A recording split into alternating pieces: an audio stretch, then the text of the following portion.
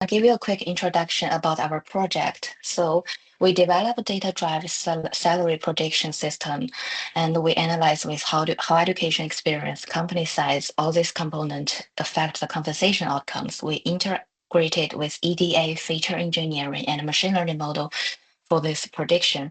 We also built an interactive streamlined dashboards for HR and management to make a decision. So we choose the raw data and we go through the feature engineering. We selected the education level, coding experience, organization size, and remote or on-site and seniority level. After that, we went to the visualization and log transformation. After all this progress, we got a clean data and we input this data to the machine learning model. The model performance fine. We got R square around 0.46 and the MAE is equal to $38,000 and RMSE is around $57,000. And this is the features is affecting the outcome, the salaries.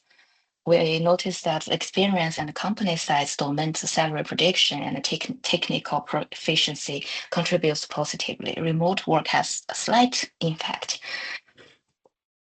And our shape explained it. The shape shows high code experience, large organization will bring higher salary. That also confirms the career and the company context as the main drivers. As the main drivers. So, go through the median law compensation by country. We notice that the USA is still leading the global, and the rest of them is Australia, Canada, and the higher degree increase earnings, but diminishing returns beyond the masters. The salary roughly doubled from junior to senior levels, peak at the expert stage. So these compensation patterns reflect structured career progression and geographic differences. We can use our system apply with HR salary benchmark, compensation planning. We can inform them global and remote hiring strategies. We can let them design with us how to structure pay ladder, pay ladders aligned with employee progression. So to be concluded, the integrated framework demonstrates combined machine learning with the mode with and the shape and the integrated dashboard provides both predict accuracy and business insight. The model achieved a solid result, and that can help the HR and management a lot. The rest part will be my other members. Okay, I share my windows. Okay, hello everybody, it's Chenghao here. So throughout all the data cleaning and feature engineering process, our categorical data were encoded after splitting and selecting relevant columns. And we have some data plot here, annual income by country to select those outliner.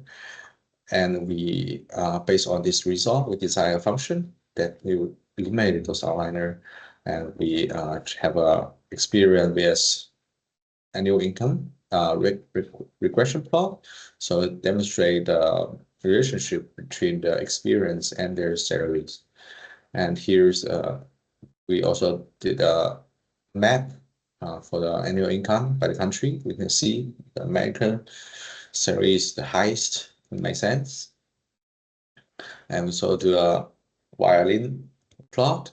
It is grouped by education level, and it demonstrates there's a lot outlier we need to deal with, and we try to remove that and output a much better, cleaner violin. So the data set is clean, and we are fitting the clean data set into the machine learning. We are using multiple different machine learning method, like the baseline one with the dynamic regression and linear regression. That's the basic, and the sophisticated one we used XGBoost, Lagrange boost, and other model. So after the training, we found that different country value different features. So of course, most country value their years of code experience the most, but some country may value their technique the most. And we choose R square to uh, measure if the model training is well, like it explain the total variance that the model can explain, and mean absolute error to indicate if the prediction is very off, and mean square error, like if the the far deviate from the prediction is actually a lot. So I think the output is quite okay. So we are trying to using the model, and we fine tune this model using Optuna. Like we can hyper tuning the model, explore the configuration, like the an estimator and learning rate stuff.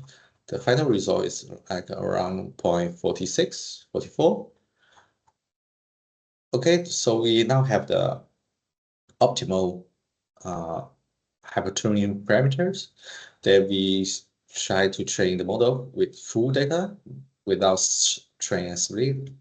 And after we just pickle, download the model, prepare for the deployment. And finally, we do a chefs analyst. So in here we can clearly check which features influence the outcome the most, like which feature will give beneficial to the annual income, to the salaries. We can see the year scope pro is significant and the organization is also significant. And that's all the programming we have. Now we deploy it to the Streamlit. That's it. Thank you.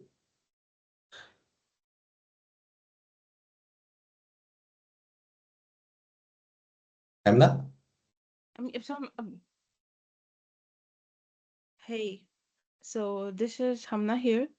I hope you can see my screen. So here we deployed Streamlit app where we were using the function like education level versus salary analysis, and we saw their relationship impact salaries across countries using the data set that we have used in our coding. And here are some default configuration we used, but we can change it up with different countries, as well as we can remove to see the data. And here we can see the salary ranges and the total responded, every average salary. So yeah, here we explain the salary distribution by education level. We have used box plot and bar chart to see how the average salary and the salary annual salary is distributed among according to their education level. Here you can see a little outlier in the primary school, because in statics you can see that in, I think here it's not showing, just let me show you.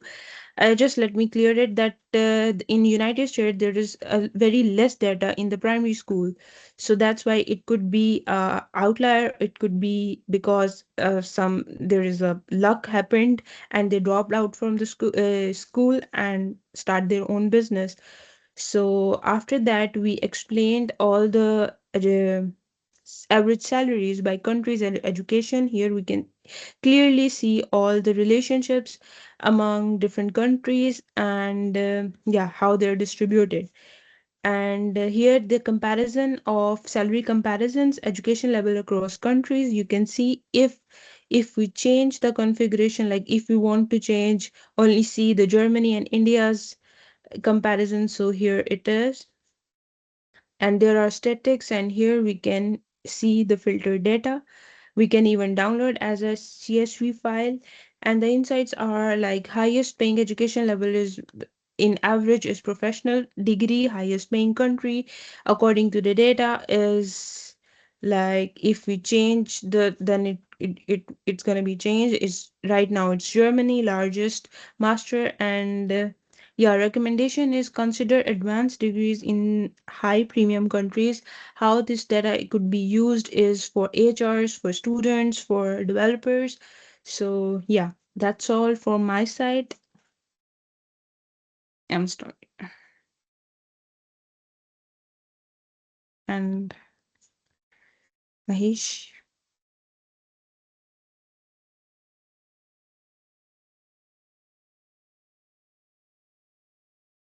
Mahesh, are you there? Are you there?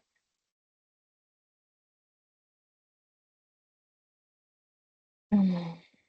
Yeah, you can see my screen. Yes, perfect. Yeah. Hi, it's Mahesh here. So I'm going to explain a little bit about our deployed model. So we have a choice here for two types of data. Now, one is the real data that we use from 2024, and another one is synthetic data. And what we are going to do here is based on our model, we are going to predict the salary for developers from USA. So um, as you can see here,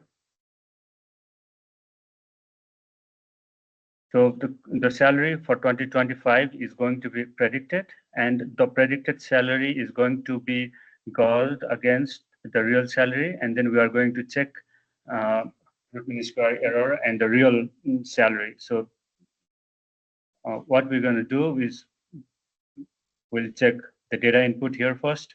So this is the data. It's auto-filled when you first load the page. You can change it from bottom here.